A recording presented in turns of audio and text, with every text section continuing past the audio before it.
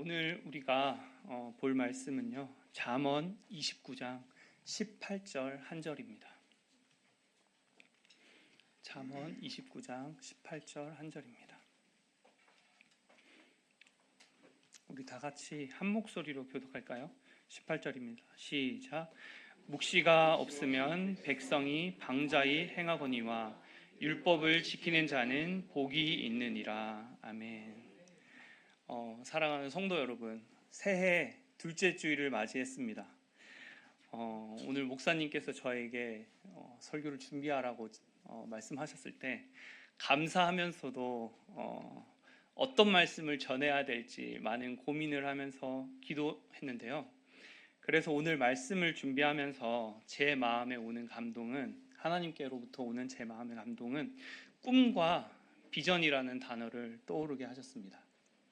특별히 비전이라는 단어는 영어이면서도 우리는 한글로 똑같이 읽고 쓰고 있습니다. 작년에 제가 설교하면서 밥티즘에 대해서 말씀드린 것과 동일하게 외래어가 한글로 동일하게 쓰여진다라는 걸 말씀드리는 겁니다. 그래서 다들 비전의 의미에 대해서 알고 계시겠지만 이것의 의미로는 미래에 대한 목표나 계획 또는 꿈을 의미하죠. 당연히 우리 모두 올해 이루고자 하는 목표나 계획들을 세우셨을 겁니다. 세우셨나요? 몇 분 안 계신 것 같아요. 세우셨나요? 네. 주님 안에서 올해 세우신 그 목표와 계획을 이루는 가정과 일터가 다 되시기를 예수님의 이름으로 축복합니다. 그런데 우리의 개인적인 비전도 중요하지만 우리는 뭐죠? 그리스도인이죠. 맞습니까? 그래서 가장 중요하게 여겨야 하는 것이 따로 또 있을 것이라고 생각합니다. 그것은 바로 믿음의 사람, 그리스도인으로서 하나님의 말씀인 성경에서 말씀하시는 하나님의 비전에 대해서 우리가 집중하고 그것을 내 것으로 품으면서 내 시선을 그곳으로 바라봐야 하지 않을까라는 생각을 하게 됩니다. 그래서 성경에서 말씀하시는 비전은 우리가 알고 있는 그런 의미와는 본질적으로 차이가 조금 있습니다. 미래에 대한 목표나 계획을 성취하고자 하는 그런 나의 뜻이 비전이 아니라 하나님의 계시와 영광을 나타내는 방법을 의미한다라는 것입니다. 이 비전이라는 단어는 히브리어로 하존 또는 카존이라고 하는데요. 그렇다면 이 하존은 하나님께서 우리에게 계시하시고 영광을 나타내고자 하시는 비전의 방법, 하나님의 꿈을 이루어드리는 방법이 무엇인가라는 것을 오늘 우리가 말씀을 통해서 함께 알아가고자 합니다. 무엇이 하나님의 꿈을 이룰 수 있는 우리의 비전이 될 수 있을까요? 그것은 첫째로 하나님의 뜻을 이해하는 것이라고 합니다. 오늘 본문 말씀에서 보면 잠언서 기자는 개역 성경에서 묵시가 없으면 방자히 행하거니와 율법을 지키는 자는 복이 있느니라 라고 말씀하시고 계시고, 또 현대인의 성경에는 하나님의 계시가 없으면 백성이 무질서하겠지만 율법을 지키는 사람은 복이 있다라고 번역하고 있습니다. 여기서 개역 한글에 묵시란 직역하면은 침묵 속에서 보임이라고 말하고, 조금 전 현대인의 성경에서 표현하면은 하나님의 계시를 내려 그분의 뜻이나 진리를 알게 해주시는 것임을 의미합니다. 이것이 성경에서 말하는 비전의 의미라는 것입니다. 그러므로 성경에서의 비전은 하나님께서 계시하셨다라고 표현하는 게 맞습니다. 왜 그러냐면 하나님께서 자신을 나타내 보여주시지 않으시면은 우리 사람이라는 존재는 그 누구도 하나님을 알 수 있나요? 없나요? 알 수 없습니다. 그분의 뜻을 깨달을 수 없기 때문이라는 것입니다. 그래서 성경에서 말씀하시는 비전은 인간의 꿈이나 큰 목표가 아니라 하나님의 말씀 가운데 그분의 성령님을 통해서 계시하여 주심으로 꿈꾸게 하시는 삶이라고 정의할 수 있습니다. 우리가 하나님께서 꿈꾸게 하시는 삶을 살아가고자 한다면은 어떻게 우리는 그것을 받아서 이행하고 살 수 있을까요? 그것은 성령님을 통해서 비전을 받는 것입니다. 성령님을 통해서 받는데 어떨 때 받을 수 있을까요? 바로 성령 충만해야지만이 받을 수 있다라는 것입니다. 우리가 잘 아는 성경 구절인데요. 또 찬양으로도 특별히 우리가 더 익숙하게 또 알고 있는 말씀입니다. 성령님 충만하게 임재하시면은 요일서에서 그 후에 내가 내 영을 만민에게 부어주리니 너희 자녀들이 장래일을 말할 것이며 너희 늙은이는 꿈을 꾸며 너희 젊은이는 이상을 볼 것이며 라고 하셨습니다. 또 이 말씀을 신약 성경에 사도 바울이 인용했는데요. 사도행전 2장 17절입니다. 하나님이 말씀하시기를 말세에 내가 내 영을 모든 육체에 부어주리니 너희의 자녀들은 예언할 것이요 너희의 젊은이들은 환상을 보고 너희의 늙은이들은 꿈을 꾸리라. 아멘. 어떨 때 받는다라고 말씀하시고 계시죠? 성령님 충만할 때 하나님께서 내 영을 쏟아 부으신다라고 하십니다. 사랑하는 성도 여러분, 성령 충만함을 받기 위해서 얼마나 어떻게 노력하시고 계십니까? 우리 지금 이 자리에 앉아 있는 우리 모든 지체들이 성령 충만함을 갈급하시기를 주님의 이름으로 소망합니다. 요즘 같은 대한민국 상황에서 그리고 특별히 한국교회에서 하나님의 비전을 사모하지 않고 추구하지 않고 또 영적으로 그런 어두운 시간만 보낸다라고 한다면은 말씀의 빛으로 세상을 밝힐 수 있을까요? 없을까요? 밝힐 수 없고 약속의 성령님을 통해 많은 사람을 진리의 빛으로 인도하는 일을 우리가 노력하지 않는다라면은 하나님의 비전은 하나님을 알지 못하는 사람들에게 전해지지 못할 것이고 그들은 하나님을 더 만나기가 어렵게 되지 않을까라고 생각이 듭니다. 올해 우리 교회 표가 무엇입니까? 주보 다들 가지고 계시죠? 우리 같이 한번 읽어볼까요? 한 성도 한 영혼 주께로를 다 마음에 품고 계십니까? 다 마음에 품고 계십니까?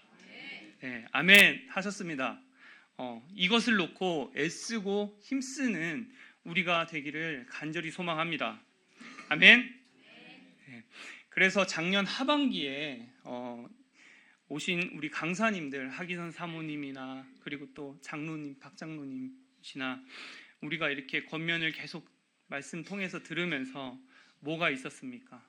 선교, 전도에 대한 그런 비전을 많이 보여주셨습니다. 그렇지 않습니까? 우리가 직접 그냥 돈만 보내는 그런 선교가 아니라 올해는 우리가 나가서 행하는 그런 선교, 전도를 할 수 있는 우리 브니엘 교회가 되기를 축복합니다. 선교할 때 그리고 전도할 때 그 뜨거움을 알 수 있고 또 우리 영혼이 사는 것을 느낄 수 있습니다. 제가 벌써 한 5년 정도 된 것 같습니다. 코로나 터지기 전에 아프리카 우간다를 다녀온 적이 있습니다. 집에서 떠나서 그곳까지 도착하는데 시간이 27시간이 걸리더라고요. 엄청나게 멀죠. 그죠? 그런데 그곳에 예배하는 사람들이 있어서 당연히 제가 갔겠죠. 그죠? 당연히 저 혼자 간 건 아닙니다. 하지만 제가 전도사 시절에 사역하던 교회에서 같이 가게 됐는데요. 그 영상을 지금 잠깐 보여드리면 좋을 것 같아서 준비했습니다. 우리 영상 한 번만 띄워주실 수 있을까요?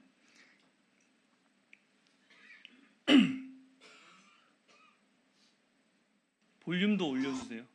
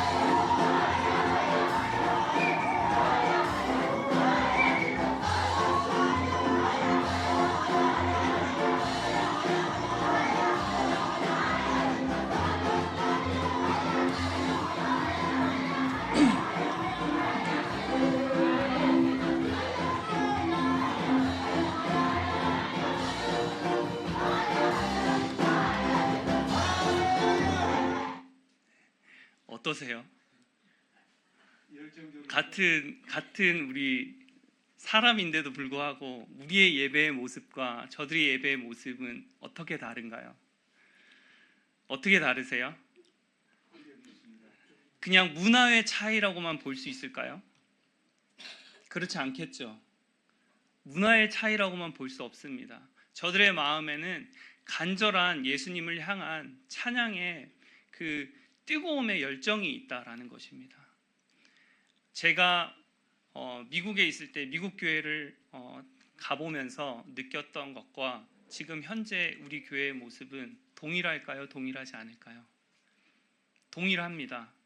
그러니 성령의 역사하심이 있을까요? 없을까요? 있어요.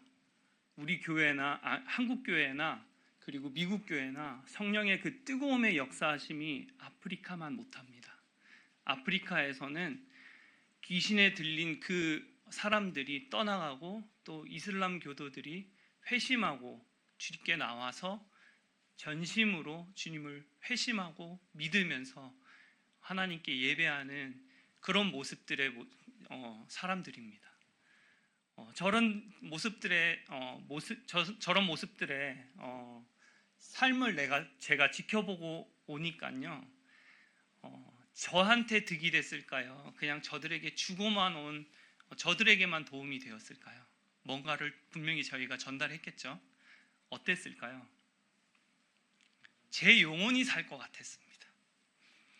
5년 전에, 6년 전에 제가 저곳을 다녀오면서 느꼈던 바로는 한 몇 년 동안은 제가 뜨겁게 내 안에 그 예배하는 그 뜨거운 마음이 있었던 것 같아요. 그런데 저런 모습들을 보지 않고 또 이곳에서 단순히 그냥 우리가 지금처럼 우리가 예배를 한다면은 뜨거움이 있을까요? 없을까요? 있을까요? 없을까요? 없겠죠. 그렇게 뜨거움의 열정을 가질 수 있는 우리 분이엘 교회, 특히 또 우리 한국 교회가 되길 원합니다. 아멘. 네. 귀신이 쫓겨나는 그런 모습들을 정말 볼 수 있는 우리 한국 교회가 되기를 간절히 바라고 소망합니다. 초대교회 때 오순절 특히 성령 감림 사건 이후에는 구원을 받을 수 있는 문이 열렸다는 기쁨 가운데 있을 그때에 모든 성도에게 성령님을 물붓듯이 부어주시는 은혜가 주어지게 되었다는 것을 우리가 사도행전을 통해서 우리가 알게 됩니다. 성령님을 신뢰하고 성령 충만함을 사모하고 모든 그분의 자녀에게 하나님의 성령님을 충만하게 부어주신다라고 하셨습니다. 우리 교회에서도 그것을 더욱더 사모하기를 바라겠습니다.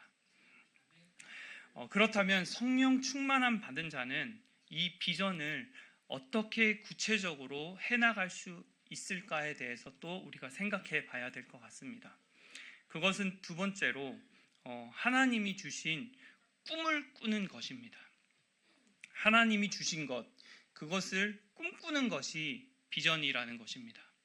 이런 비전을 인도의 선교의 아버지라 불렸던 최초의 근대 선교사이신 윌리엄 캐리라는 선교사님은 이렇게 표현했다고 합니다. 하나님으로부터 놀라운 것을 기대하라.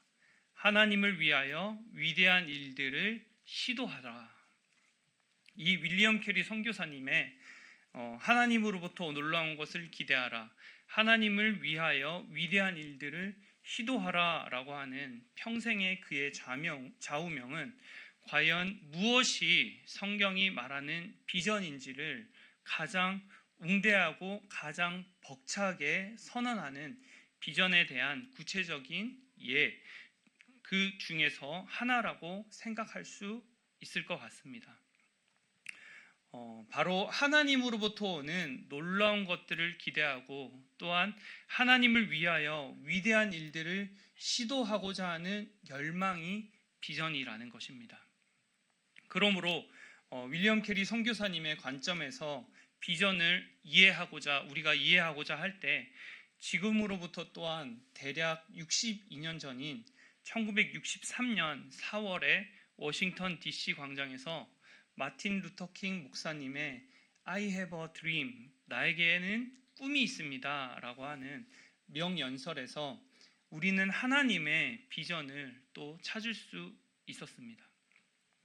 그가 연설 중에 단순히 미국이라는 나라에서 심각한 인종차별에 대항했던 시민운동이라는 차원을 넘어서서 하나님으로부터 놀라운 것을 받았을 뿐만 아니라 하나님을 위해 위대한 일들을 도모했던 마틴 루터 킹 목사님의 꿈과 열정을 이 연설에서 분명히 우리는 확인할 수 있기 때문입니다. 그가 이렇게 외쳤다고 합니다. 우리는 만족하지 않습니다. 정의가 강물처럼 흐르고 의로움이 힘차게 도도한 물결이 될 때까지 우리는 결코 만족할 수 없습니다. 나에게는 꿈이 있습니다. 이 꿈은 아메리칸 드림에 깊이 뿌리 내린 꿈입니다. 나에게는 꿈이 있습니다. 언젠가는 조지아의 붉은 언덕 위에 옛 노예의 후손들과 옛 주인의 후손들이 형제의 식탁에 함께 둘러앉는 날이 오리라는 꿈입니다. 나에게는 꿈이 있습니다. 나의 4명의 아이들이 피부색이 아니라 인격에 따라 평가받는 그런 나라에 살게 되는 날이 오리라는 꿈이다 라고 목사님이 외쳤다고 합니다. 그것을 그는 꿈꾸었다고 합니다. 이것은 단순히 킹 목사님 한 사람의 꿈이나 미국의 흑인, 백인 중에 갈등의 해소라는 차원을 넘어서서 하나님께서 주신 비전이었다는 것을 우리가 경험했고 우리가 또 알고 있지 않습니까? 이것을 믿을 수 있는 것입니다. 왜냐하면 킹 목사님의 연설에서 보면은 하나님은 그를 통해서 아모스 선지자가 아모스 5장 24절에서 외쳤던 정의가 강물처럼 흐르는 사회를 꿈꾸게 하셨고 이사야 선지자가 40장 4절에서 5절에 예언했듯이 모든 언덕과 산은 낮아지고 굽은 곳은 곧게 펴지고 하나님의 영광이 나타나 모든 사람들이 함께 그 광경을 바라보는 나라를 믿음의 눈으로 꿈꾸게 하셨기 때문입니다.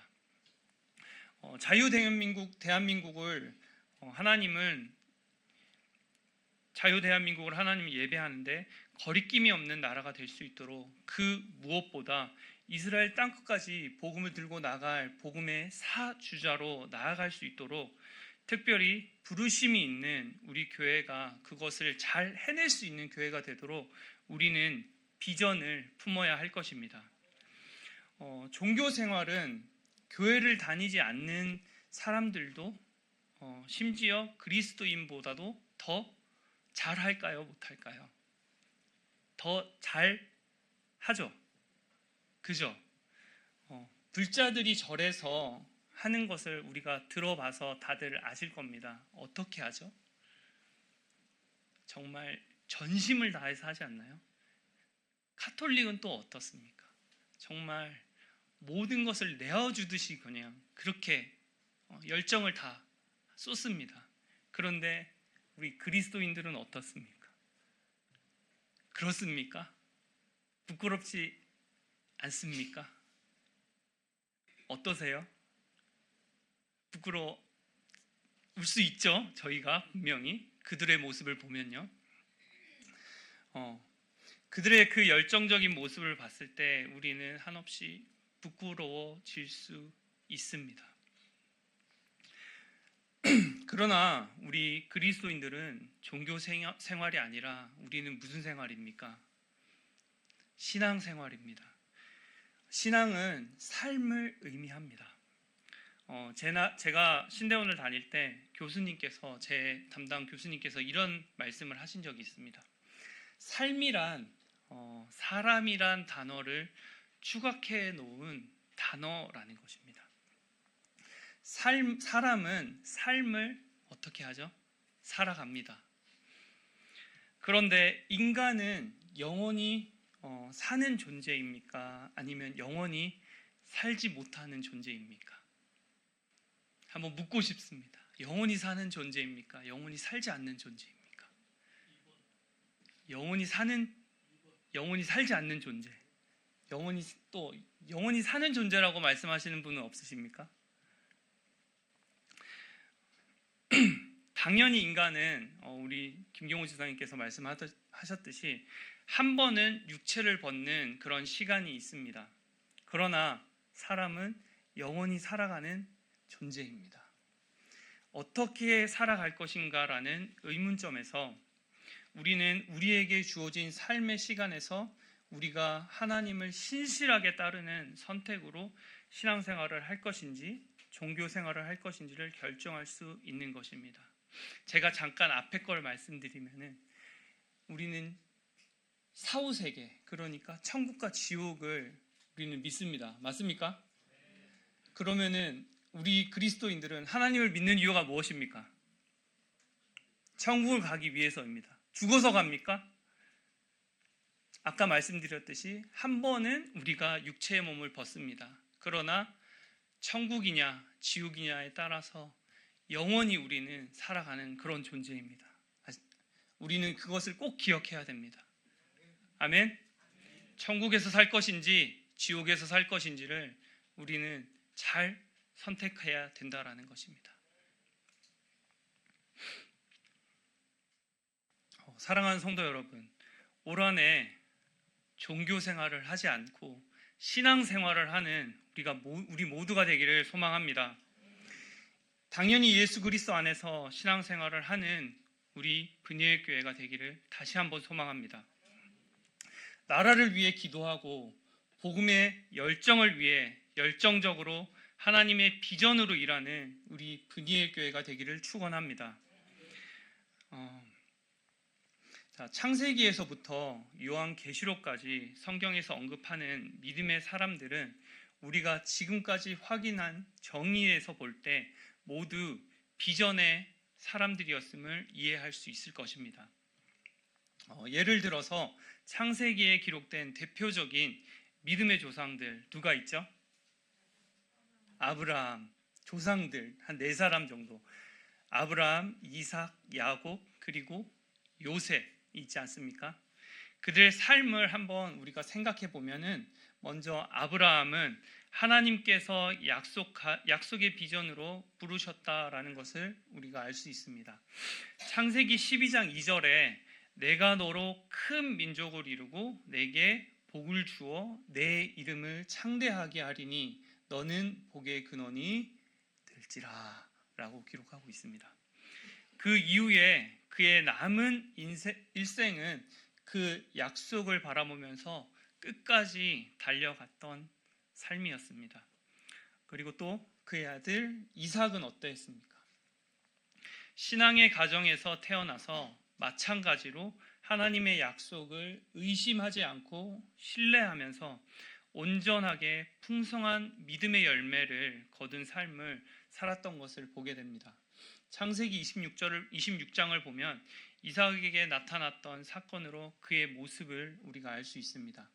이삭이 거랄 땅에 거할 때 하나님께서 복을 내려 양과 소떼와 종들까지 심히 많이 소유하게 되자 그곳 블레셋 사람들이 그것을 시기해서 이삭의 그의 아버지 아브라함 때 팠던 우물을 모두 흙으로 어떻게 했나요? 메웠죠. 모두 메우는 그런 사건이 있었습니다. 그러나 이삭은 그들과 다투었나요? 다투지 못했나요? 다투지 않았나요? 못했나요가 아니라 다투지 않았습니다.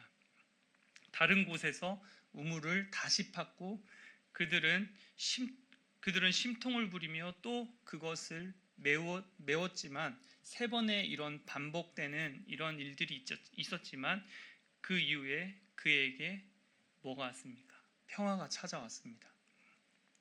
평화가 올 뿐만 아니라 더 나아가서 블레셋 왕 아비멜렉과 그의 장군이 찾아와서 이삭과 화친을 맺자고 합니다. 그들이 왜 그랬을까요?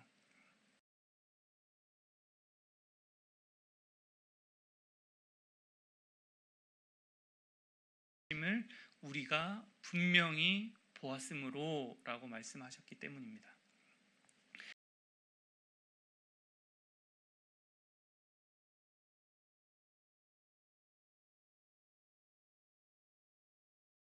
것을 보았다라고 하는 평가를 받게 되는 것입니다.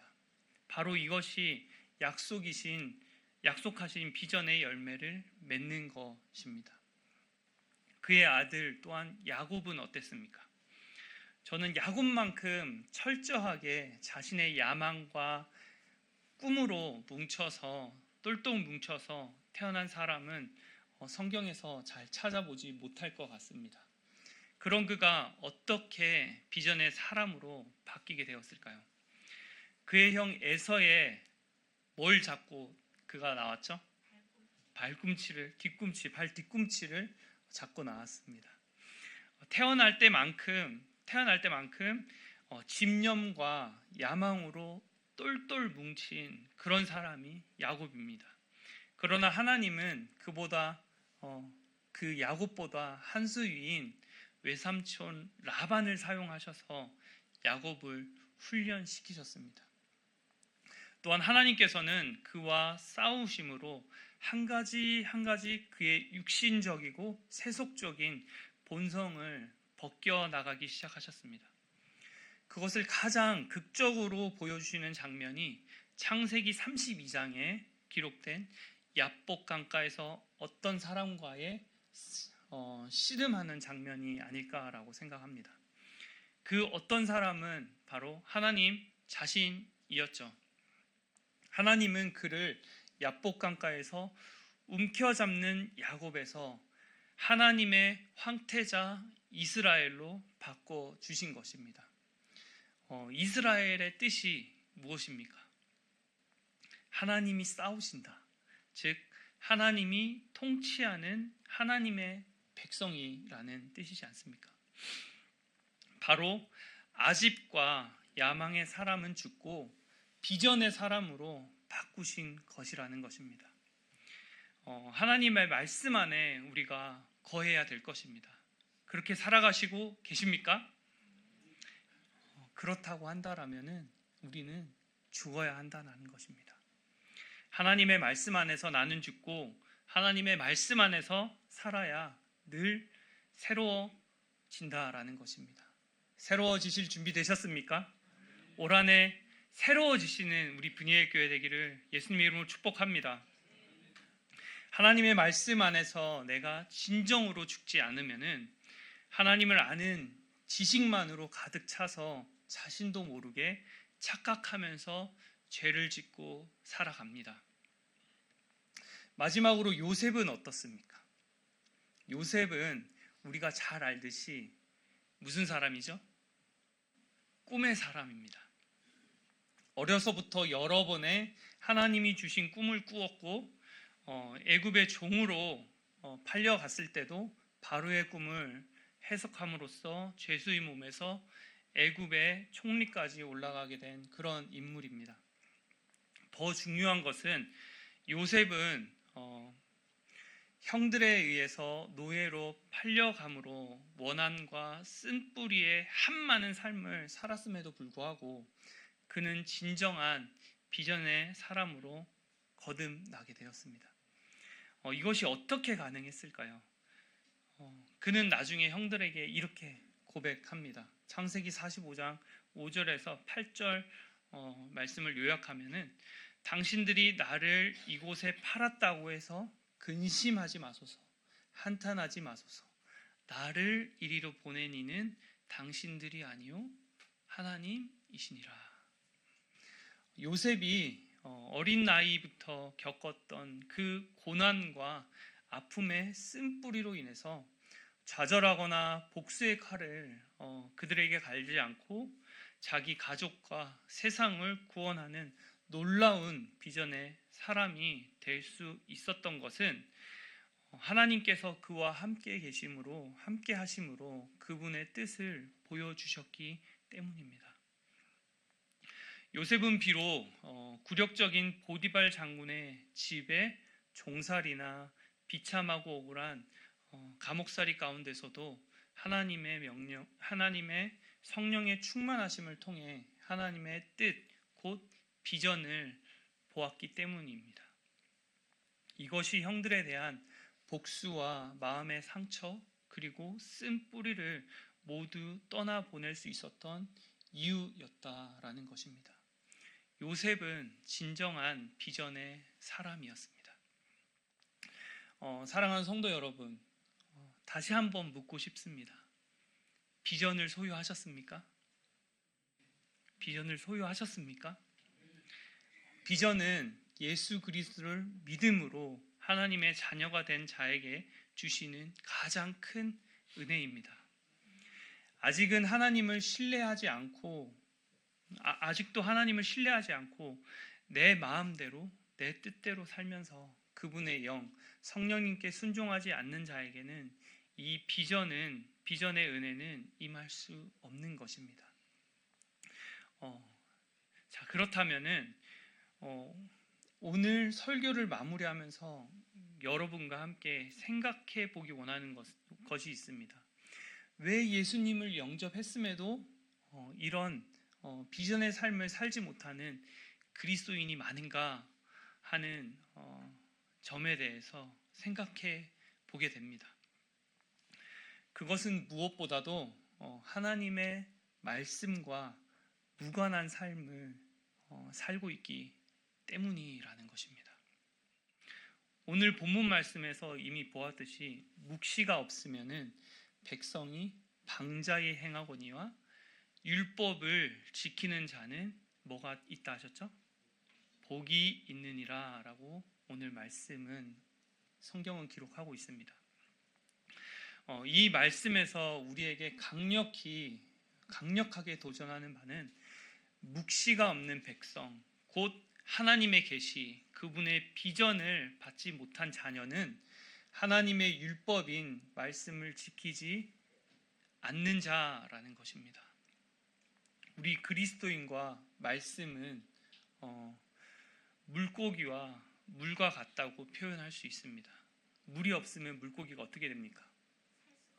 네, 살 수가 없습니다.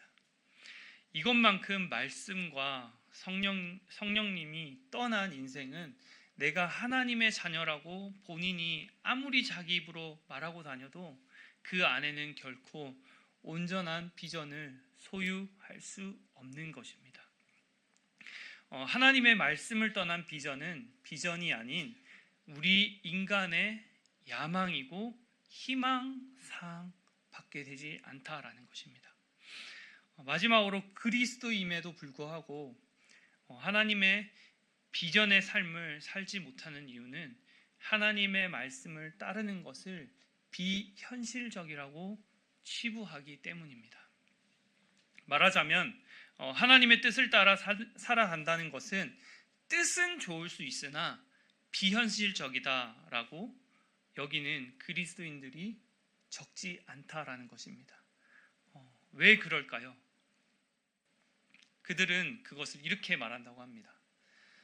하나님의 뜻대로 사는 것이 좋기는 하겠지만 세상에서 손해보고 이용당하고 실패하게 된다라고, 그러니까 세상 사람들이 관심 가지고 추구하는 가치를 따라 사는 것이 더 현실적이고 내가 원하는 것을 이룰 수 있다라고 말한다고 합니다.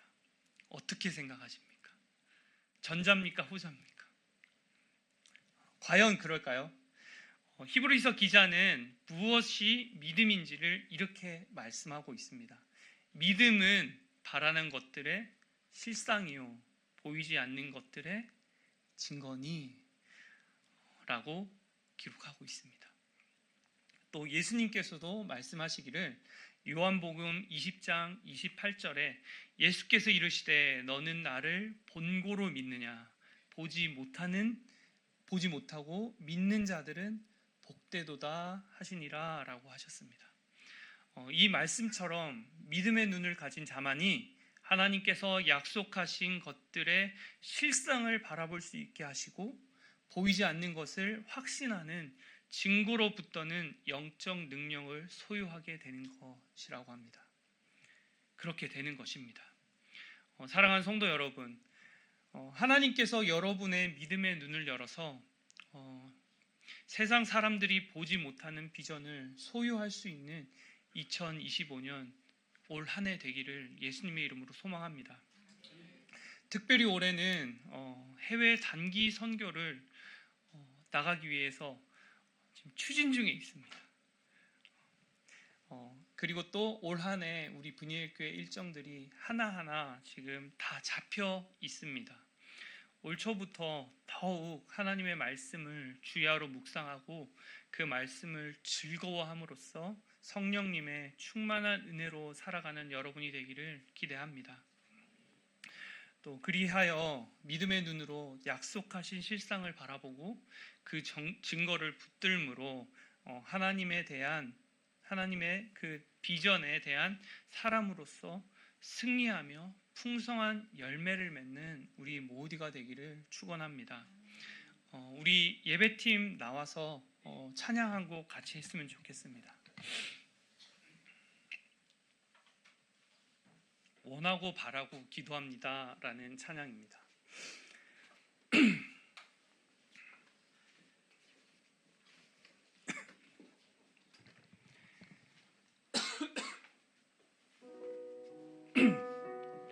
우리 일어나서 우리 같이 찬양할까요?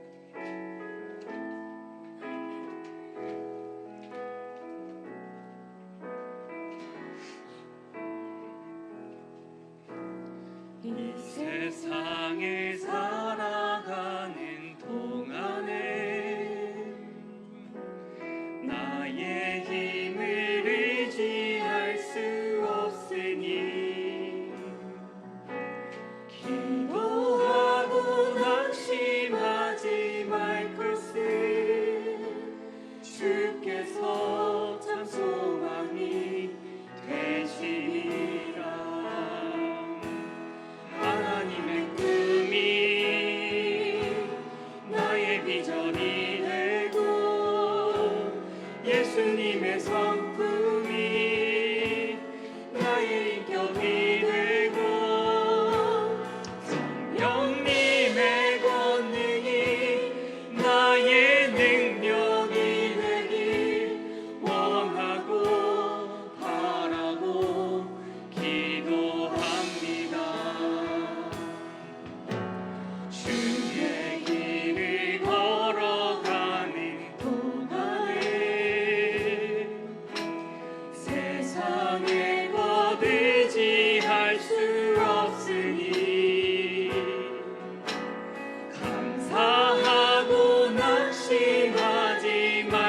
것은 주께서 참 기쁨이 되심이라.